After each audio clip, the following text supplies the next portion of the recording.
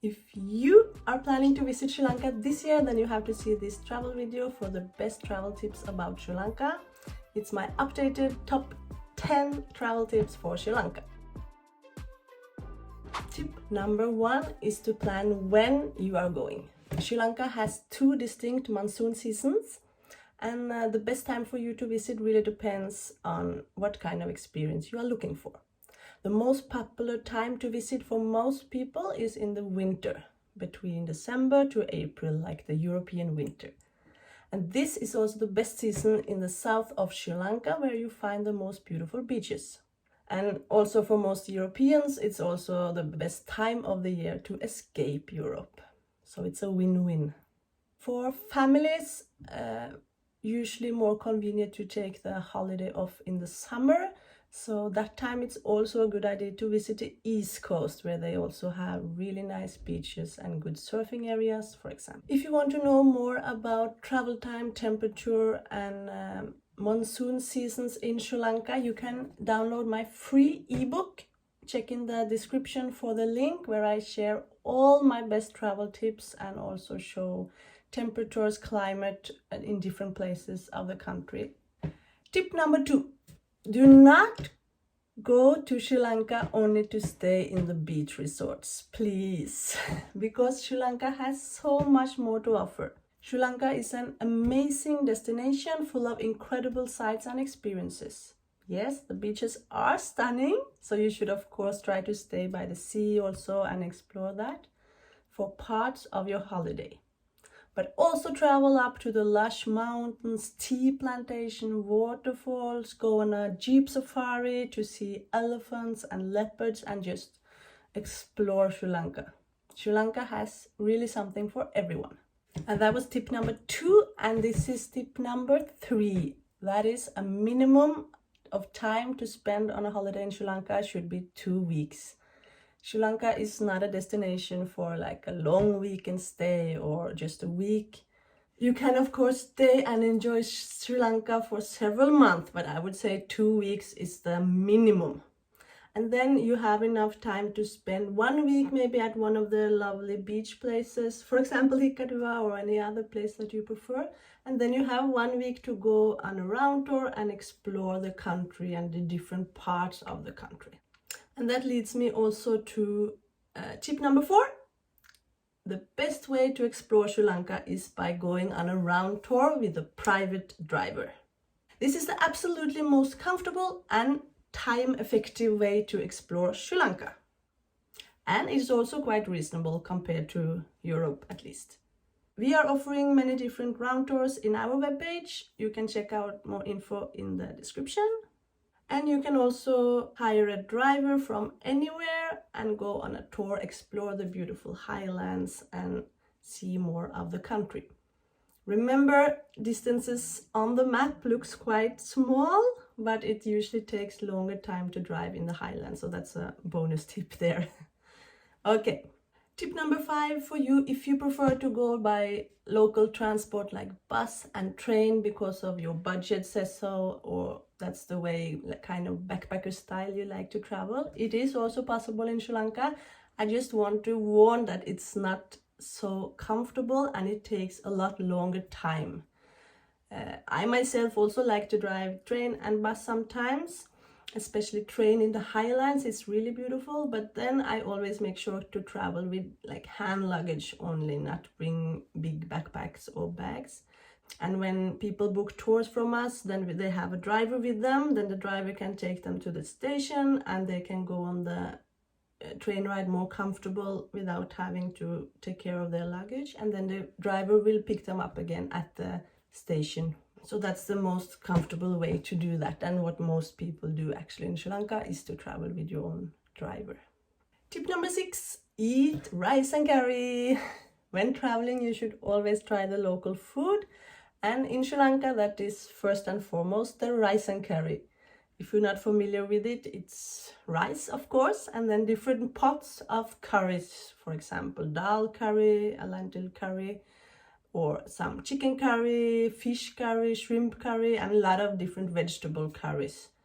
And with papadam bread also, it's delicious. And Other things really Sri Lankan is a lot of short eats, like small bread, fried buns, egg rolls, roti, and kottu, which is chopped off roti bread. Like a lot of different yummy food with always a lot of spices and taste. They use a lot of herbs and spices and always a lot of fresh coconut milk when it's cooked the real way. I think a lot of tourists that arrive to Sri Lanka, they have never before heard about Sri Lankan food, and then they come here and they are mind blown by this tasty, delicious food, and they will never forget it actually. Tip number 7, cash is king in Sri Lanka still.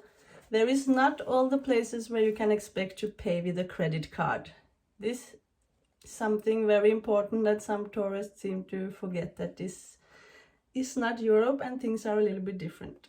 So, but you bring your ATM card, your Visa or MasterCard or whatever card you have, and you can withdraw in ATMs. And ATMs are everywhere. In every major city, town, all the tourist places, you will find plenty of ATMs. So you can get out rupees cash from the ATM machine. And in addition to that, I always recommend to bring some USD especially, or euros, because a lot of hotels now, they always give their price in dollar.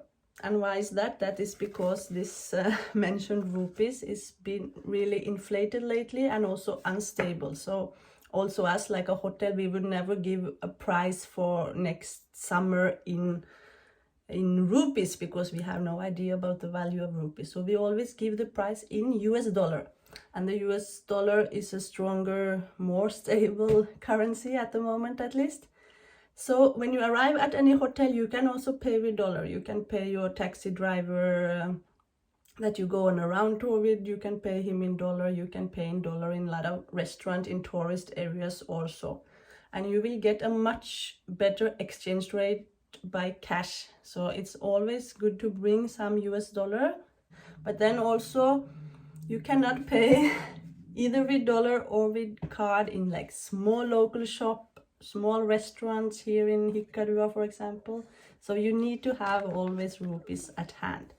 And this one I'm showing now, it's a 5,000 rupees, which is also not very convenient. Make sure you always change when you are in the larger supermarket, so that you have small like hundreds, 500s, thousands maximum to pay for your goods, as small places also, they don't have much change money.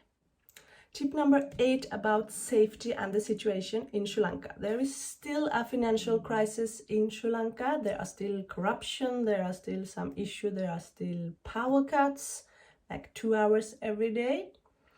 A lot of people in Sri Lanka, residents in Sri Lanka, are struggling. It's a hard life for a lot of people, and for tourists it's safe to come to Sri Lanka, and it's maybe one of the better times for a long time to come now, because you will feel more welcome than ever to Sri Lanka. And if you bring your foreign currency like US dollar, your money is worth more.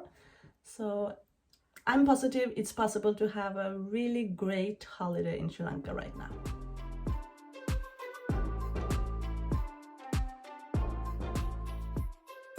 You can also have a super comfortable holiday in Sri Lanka. Make sure that you book a hotel with a generator, so you are not affected by the power cuts, if that's important for you. Tip number 9 about the updated visa rules. There has been a lot of good news there lately, because you can now apply online for a 30 days visa or a 180 days visa. The issue though, everything is not always perfect. The web page that you have to get your ETA, electronic travel authorization from, have some issues still. Check out this video if you want to learn more about what mistakes to avoid when trying to get a visa online. The visa on arrival is also available, but then you have to get in an extra line when you arrive in the airport. So most people prefer to do the online application. Tip number 10 is also big good news about the updated entry rules that make it easier for people to come to Sri Lanka. You don't need any COVID vaccination certificate to travel. You don't need any PCR test to travel. So it's open for everyone to come.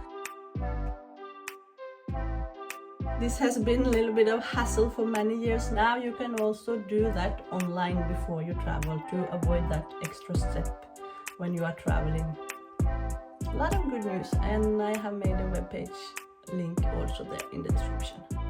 So this was my top 10 tips. I hope they were helpful for you. If you like it, please give a thumbs up, and if you want to see more travel videos from Sri Lanka, then you should subscribe to this channel.